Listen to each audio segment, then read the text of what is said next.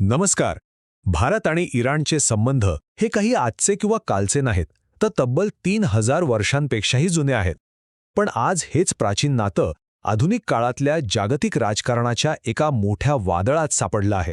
चला तर मग आज हे गुंतागुंतीचं समीकरण नेमकं काय आहे ते समजून घेऊया. बघा, या नात्याच्या दोन बाजू आहेत.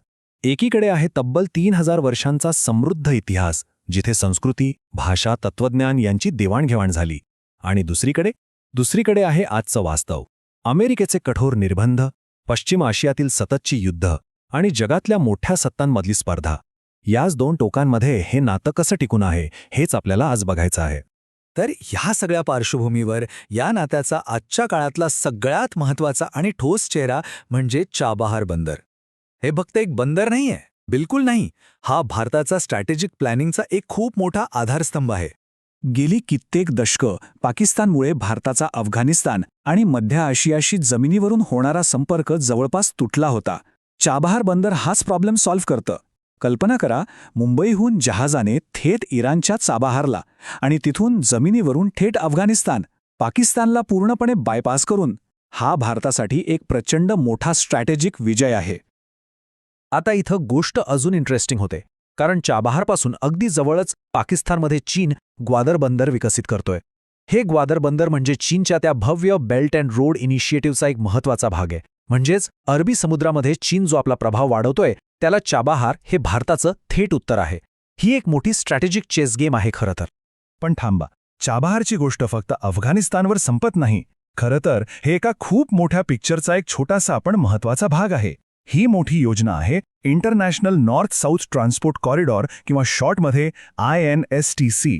सोप्या भाषेत सांगायचं तर हा एक असा मार्ग आहे जो भारताला इराण मार्गे थेट रशिया आणि युरोपशी जोडतो. विचार करा, यामुळे व्यापारासाठी लागणारा वेळ आणि पैसा किती वाचेल. बरं, हे झालं स्ट्रॅटेजिक महत्त्व. पण ह्या नात्याचा दुसरा आणि तितकाच महत्त्वाचा पैलू आहे, तो म्हणजे भारताच्या आर्थिक आणि ऊर्जेच्या गरजा. चला हे इकॉनॉमिक्स थोडं समजून घेऊया. हा आकडा बघा, 90%. भारताला लागणारं जवळजवळ 90% क्रूड ऑइल आपण बाहेरून मागवतो, म्हणजे आयात करतो. याचा सरळ अर्थ काय होतो, तर जगात कुठेही तेलाच्या पुरवठ्यात गडबड झाली की त्याचा थेट फटका आपल्या अर्थव्यवस्थेला बसतो. आपण खूप संवेदनशील आहोत या बाबतीत. आणि इथेच इराण पिक्चरमध्ये येतो.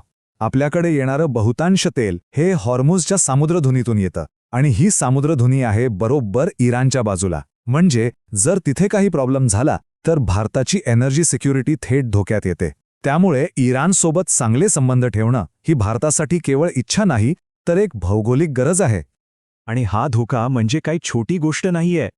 एक साधं गणित बघा. समजा त्या भागात तणाव वाढला आणि तेलाच्या किमती फक्त $10 प्रति बॅरलने वाढल्या, तर भारताच्या आयातीच्या बिलात तब्बल 13 ते 14 बिलियन डॉलर्सची वाढ होते. विचार करा, केवढा मोठा आकडा आहे हा. आणि याचा थेट बोजा आपल्या अर्थव्यवस्थेवर पडतो.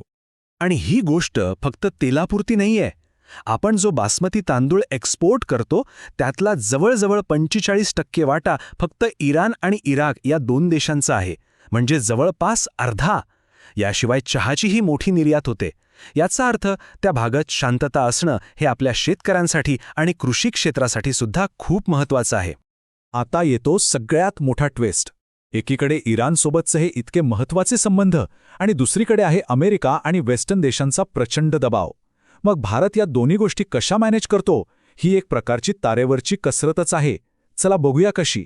भारताच्या फॉरेन पॉलिसीचा एक महत्त्वाचा शब्द आहे स्ट्रॅटेजिक ऑटॉनॉमी, म्हणजेच सामरिक स्वायत्तता. याचा सोपा अर्थ असा की भारत कोणत्याही एका पॉवर ब्लॉकचा किंवा गटाचा भाग बनत नाही, तर आपलं हित कशात आहे हे बघून वेगवेगळ्या देशांशी संबंध ठेवतो. यालाच आजकाल मल्टी अलाइनमेंट असंही म्हणतात. आणि बॅलन्सिंग ॲक्ट गेल्या काही वर्षांमध्ये आपल्याला स्पष्ट दिसते. बघा, 2006 मध्ये आंतरराष्ट्रीय दबावामुळे भारताने इराणच्या अणु कार्यक्रमाच्या विरोधात मत दिलं. पण नंतर 2016 मध्ये पंतप्रधान मोदींनी इराणला भेट दिली आणि चाबहार कराराला मोठी चालना मिळाली. मग 2018 मध्ये अमेरिकेने पुन्हा निर्बंध लादले आणि आपल्याला इराणकडून तेल घेणं थांबवावं लागलं.